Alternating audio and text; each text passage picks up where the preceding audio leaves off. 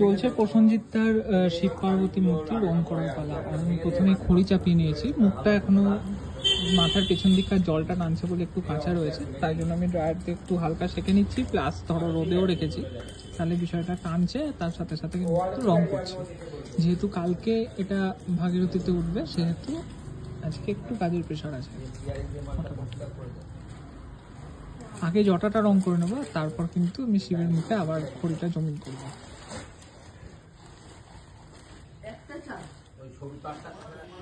তো আস্তে আস্তে এরকম জটার জন্য আমি কিন্তু আগে পেন্সিল গান দিয়ে আমি একদম যে লাল মাটি কালারটা এটা করে নিচ্ছি। আর এই রং কিন্তু তুলিতে আটবে না, মানে তুলি দিয়ে হবে না, সেই জন্য আমি প্রথমে পেন্সিল গান দিয়ে এমনি করে রংটা করে নিচ্ছি।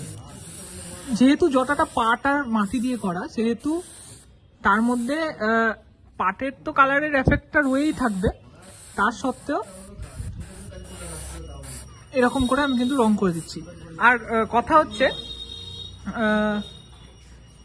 আমিও এই জটা প্রথমবারই করছি, ফার্স্ট টাইম, সুতরাং আমি যেটা করছি সেটাও আমার কাছে নতুন, কিন্তু দেখি না কি হয় আর কি। তো এমনি করে আমি বেসিক কালারটা চাপিয়ে দেবো, আর এবার কিন্তু আমি জায়গায় জায়গায় কালো দিয়ে সেট দেবো। জটার রংটা আগে করছি, কারণ স্প্রে চালাতে গিয়ে মুখে ফুখে তো রং হচ্ছেই, দেখতেই পাচ্ছ। আর আমি খড়ি দিয়ে পরে কেটে কেটে জমিন করে দেবো গায়ের রংটা। এবার গানে নিয়ে নিলাম এই ব্ল্যাক রংটা, আর আমি কিন্তু এবার ব্ল্যাক দিয়ে সেট দিচ্ছি।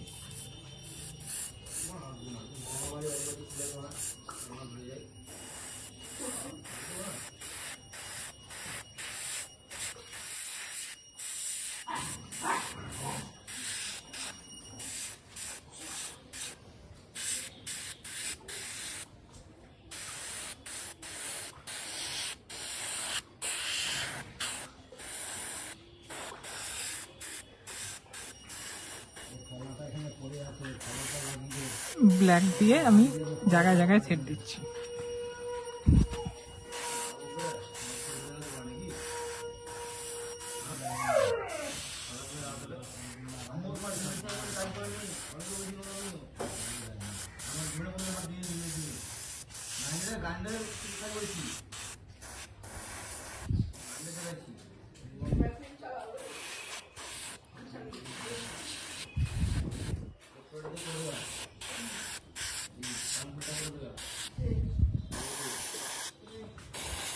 ডার্ক জায়গাগুলো আমি একটু ব্ল্যাক দিয়ে সেট দিয়ে নিলাম।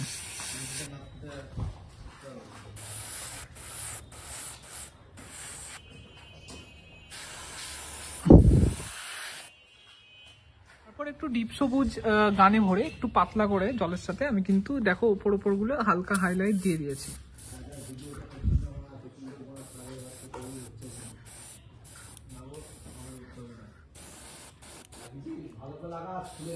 কাজ যতটা পারবে নিজের, মানে নিজের যতটা সাধ্য আর কি করার চেষ্টা করলে আমার মনে হয় যে কাজ ভালো হতে বাধ্য।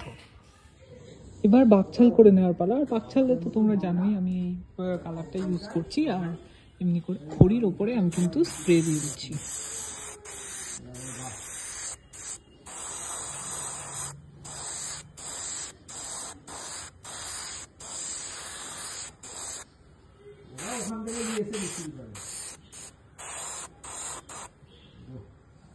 শেডিং এর কাজ কিন্তু আমার মোটামুটি কমপ্লিট, তোমরা দেখতেই পাচ্ছ আমি পুরো পেন্সিল গান দিয়ে সেটটা দিয়ে নিয়েছি। আর এবার কিন্তু বাকছাল ছোপানোর পালা।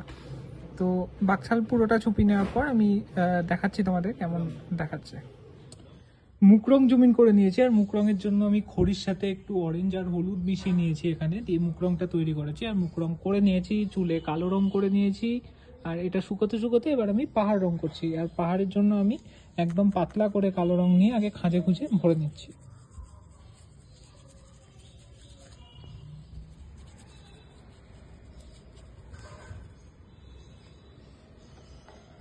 এই জায়গাগুলো কাজ করা খুব কঠিন, তোমরা যারা এইসব কাজ করো তারা হয়তো খুব ভালো করে জানো যে ভেতরে তুলি ঢোকাতে গিয়ে কিন্তু গায়ে ফায়ে রং লেগে যেতে পারে, এবং সেটা একটা খুব বাজে ব্যাপার।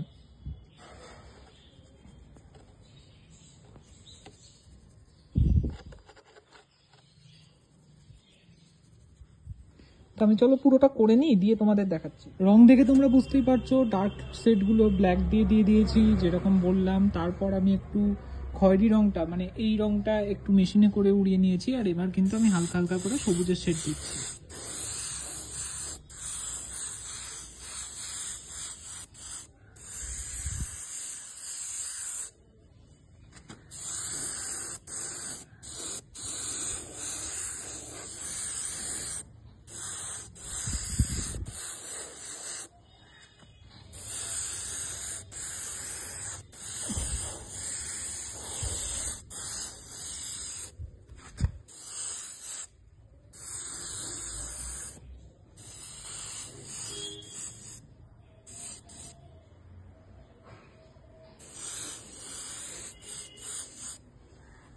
কাপড় রং করার ক্ষেত্রে আমি শিশির মেটালিক পার্ল যেটা আমি ইউজ করি অলরেডি, সেটাই ইউজ করেছি। আর সেমভাবে আমি সাদা শাড়ি লাল পাড় করব। তো একবার দেখো কেমন লাগছে। সারাদিন মোটামুটি শিবের রঙের কাজ করে নেওয়ার পর আমি পার্বতীকে সাজিয়ে নিয়েছি এবং বাড়ি নিয়ে চলে এসেছি, আর কাপড়টাও এঁকে নিয়েছি। তোমরা দেখতেই পাচ্ছ এই কাজগুলোর আর টুকটাক ভিডিও তোমাদের দিইনি, মেন প্রসেসিং এর ভিডিওই তোমরা দেখে নিয়েছো। আর অ্যাজ ইউজুয়াল এখন 11:44 বাজছে, আর আমি এই বীণা, তার গণেশ, তার নন্দী এবং এই ডুগডুগি, সাপ, শিঙে এগুলোকে রং করতে বসেছি। তো একদম সিম্পল আমি খড়ি, অ্যাক্রিলিক এইসব রং দিয়ে রং করবো, তোমরা দেখতেই পাচ্ছ। তো রং করে ফিনিশ লুক আমি তোমাদের দেখাচ্ছি। সে ঘড়ির কাটায় 2:36 আর 26শে ফেব্রুয়ারি হিসেবে আজকেই মহাশিবরাত্রি। আমার কার্টুন রেডি প্যাক করার জন্য, আর তার সাথে সাথে মূর্তির ফিনিশ লুক তোমরা একবার দেখো।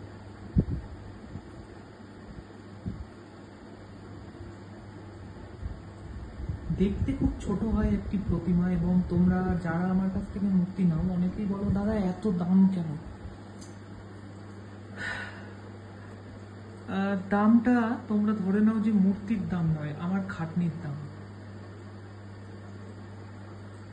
এই হচ্ছে ডিটেলিং। তোমরা একবার দেখো, কমেন্টে জানাও যে কেমন লাগছে, কি বৃত্তান্ত।